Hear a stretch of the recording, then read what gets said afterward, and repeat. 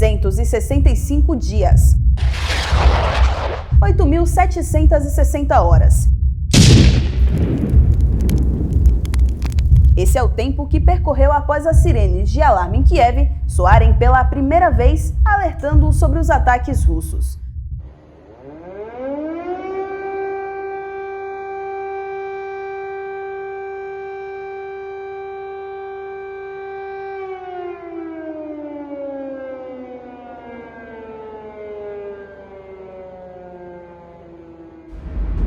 O amanhecer do dia 24 de fevereiro de 2022 trouxe junto os primeiros bombardeios da até então chamada Operação Militar Russa na Ucrânia. Специальной военной операции. Ее цель – защита людей, которые противостоят геноциду со стороны киевского режима. Eu sou Renata Nunes e essa é a retrospectiva do conflito no leste europeu.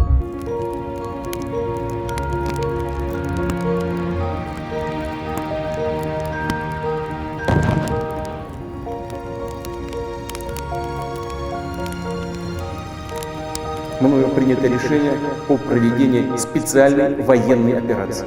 Этот шаг может стать началом большой войны на европейском континенте. Мы точно знаем.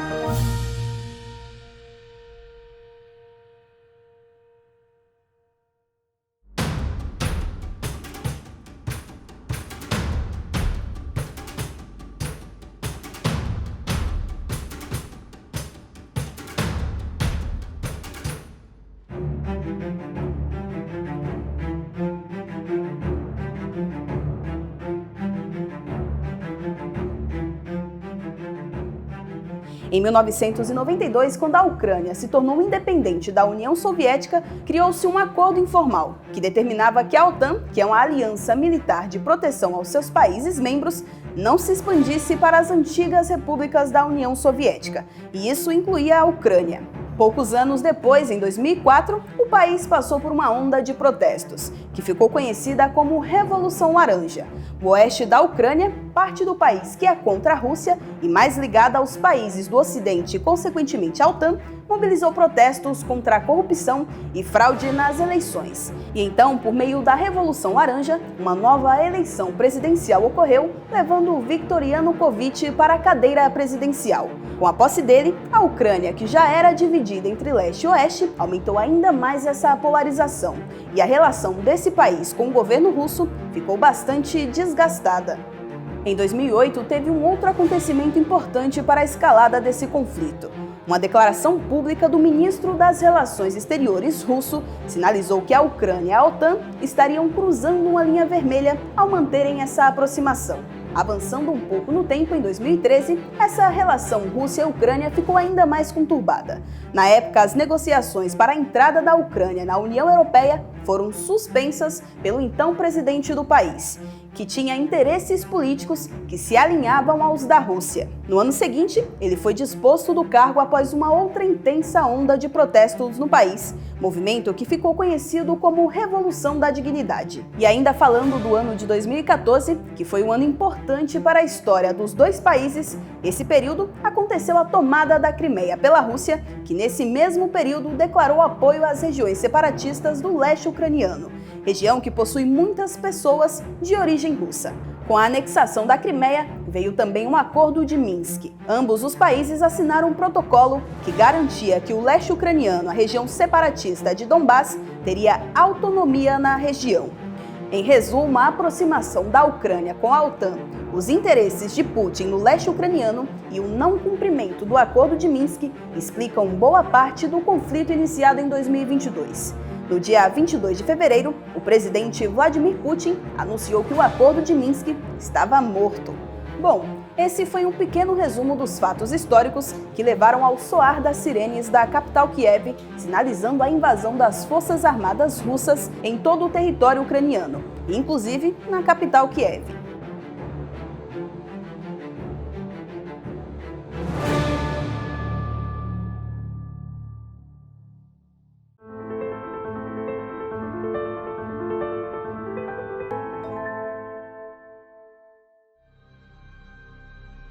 O Ocidente foi rápido na resposta aos ataques, e isso desencadeou uma enxurrada de sanções dos países ocidentais que tentavam atingir a Rússia e fazê-la recuar. Estados Unidos, Reino Unido, União Europeia foram alguns dos países que sancionaram a Rússia nos primeiros momentos da guerra de diversas maneiras. Fosse fechando o espaço aéreo, como foi no caso da União Europeia, fosse com restrições comerciais, como foi no caso dos Estados Unidos. Uma das sanções consideradas mais duras na época foi a retirada da Rússia do SWIFT, que é o sistema internacional que permite a troca de moedas entre diferentes países de forma rápida e segura. Com isso, a Rússia ficou sem conseguir fazer nenhuma transação em dólar.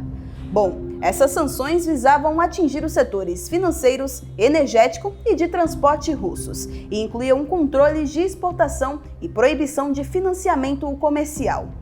O cenário no mercado financeiro da Rússia não poderia ter sido diferente. As bolsas de valores de Moscou e São Petersburgo suspenderam as negociações logo após o ataque. O principal índice da bolsa de Moscou chegou a tombar mais de 30% antes da interrupção. No mercado de câmbio, o Banco Central Russo interviu após o rublo, que é a moeda oficial do país, atingir a mínima histórica em relação ao dólar.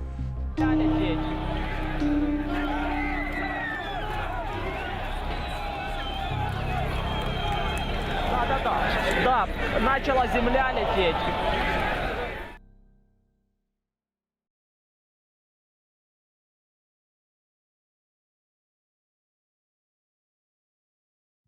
Desespero, insegurança e incerteza sobre o futuro.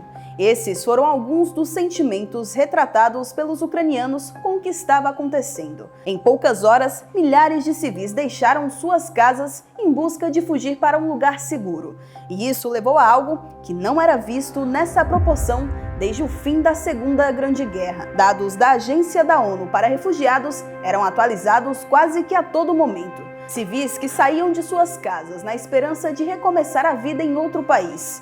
Polônia, Eslováquia, Hungria. As fronteiras desses países ficaram lotadas de pessoas em busca de um novo lar.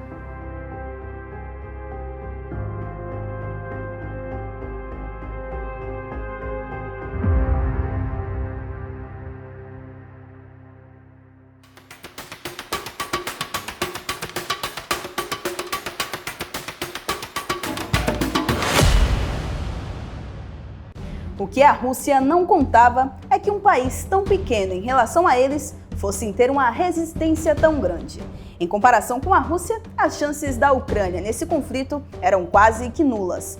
Mas com todo o apoio do Ocidente, da OTAN e da União Europeia, levou a Rússia, mesmo que com chances quase negativas, digamos que aguentar firme. E o Putin não ficou nada feliz com isso. Então, 7 meses após o começo da guerra, o presidente russo aumentou a ofensiva do país em resposta aos últimos acontecimentos. A mobilização dos 300 mil homens da Rússia estampou jornais do mundo inteiro, juntamente com as ameaças de utilizar armamento nuclear, intensificando ainda mais a tensão entre os países. Por outro lado, o que o Ocidente não contava era que a economia russa fosse conseguir sobreviver apesar de todas as sanções. Mas isso só foi possível principalmente porque a China manteve o comércio aberto com a Rússia.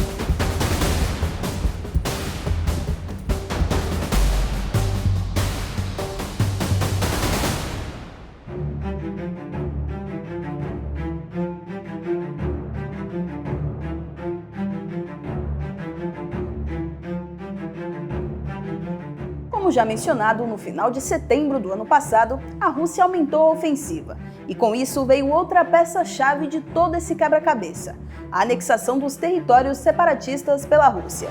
Foram 4 regiões ao todo que, exatamente no dia 30 de setembro, foi assinado pelo presidente Putin o documento de anexação dessas regiões. Donetsk, Luhansk, Kherson e Zaporísia foram os territórios laçados pela Rússia, que ao todo formavam 20% de todo o território da Ucrânia. Sabemos que são muitos os respingos desse conflito em várias áreas. Uma guerra sempre envolve muitos interesses e muitas consequências, e essa não poderia ter sido diferente.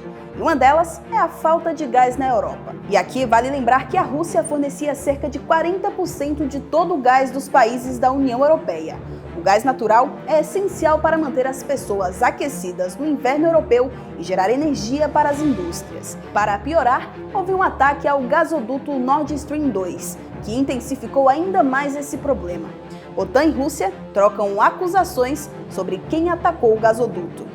Em decorrência de todos esses fatores, a Agência Internacional de Energia já alertou os governos. Cerca de 30 mil milhões de metros cúbicos de gás podem vir a faltar caso cortem totalmente o fornecimento russo, somado com outros fatores, que é a recuperação econômica da China, que utilizará uma grande parte desse gás. Mas quais são as consequências econômicas desse conflito? Para esse tópico, eu trouxe o economista Alan Ghani para explicar melhor quais são as consequências e as sequelas que esse conflito vai trazer para as economias russa, ucraniana e global. As consequências econômicas da guerra entre a Rússia e a Ucrânia foram várias. Primeiro, para a própria Ucrânia, a capacidade produtiva do país foi devastada, vidas foram perdidas. Então, eu estou falando mão de obra foi perdida e também maquinários, infraestrutura. Isso foi muito ruim para o país. Para a Rússia também, as consequências econômicas foram bastante graves. Isso porque a Rússia sofreu bastante sanções por parte do Ocidente. A principal sanção foi excluir a Rússia do SWIFT, ou seja, a Rússia não podia mais fazer transações em dólar. Então, investimentos na Rússia ficaram proibidos, por parte aí de várias potências, de vários países ocidentais. Comércio com a Rússia também ficou prejudicado, mas a despeito de todas essas sanções, a Rússia conseguiu sobreviver e sobreviveu acima do esperado. As próprias projeções do FMI davam conta de que o impacto seria muito maior e não foi tão grave assim. É claro que foi grave, mas não tão grave quanto imaginava. Por quê? Porque manteve uma porta de comércio aberta com a China. Isso foi fundamental para dar essa sobrevida à economia da Rússia. Além disso, teve toda a questão dos fertilizantes. A Rússia é uma grande produtora de fertilizantes e o Brasil um grande importador de fertilizantes. E aí, à medida que tem uma guerra, restrições ao comércio, a capacidade de logística, de produção, de distribuição desses fertilizantes devido à própria guerra fica prejudicada. E é claro que isso encareceu o preço dos fertilizantes e houve um reflexo aqui no Brasil. E aí os outros países também acabaram pagando o preço dessa guerra do ponto de vista econômico, porque à medida que houve sanções à Rússia é uma grande produtora de commodity, então diminuiu a oferta de commodities no mundo por conta da Rússia, commodities metálicas e também o petróleo e também o gás natural. Menos oferta, o que acontece com os preços? Os preços vão lá para cima. E aí há um repasse para o consumidor. É claro, o processo produtivo se tornou mais caro. E aí essa inflação que hoje ela está presente em vários países por conta de efeitos ainda da pandemia, mas também por conta da guerra. Petróleo mais caro, energia mais cara, gás natural mais caro e commodities metálicas mais caras. E por fim, não menos importante, a guerra foi um sinal amarelo para vários países pensando e falar, bom, eu vou fazer agora dentro de casa, eu não vou deixar aqueles setores mais sensíveis, considerados mais estratégicos para produzir na mão do outro país. Isso ficou muito claro entre Rússia e Alemanha.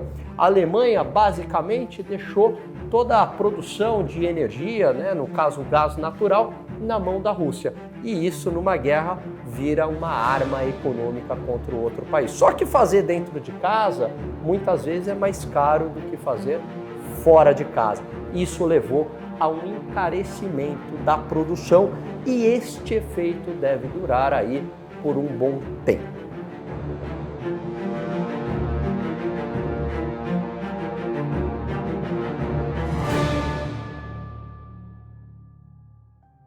Bom, esse foi um resumo de tudo o que aconteceu no leste europeu no último ano. Um conflito que já tirou a vida de milhares de civis e trouxe impactos financeiros em países de todo o mundo em diversos setores e que não se tem nem expectativa de quando ou como irá acabar. Eu fico por aqui e você se inscreva no canal da BMC News para mais conteúdos como esse.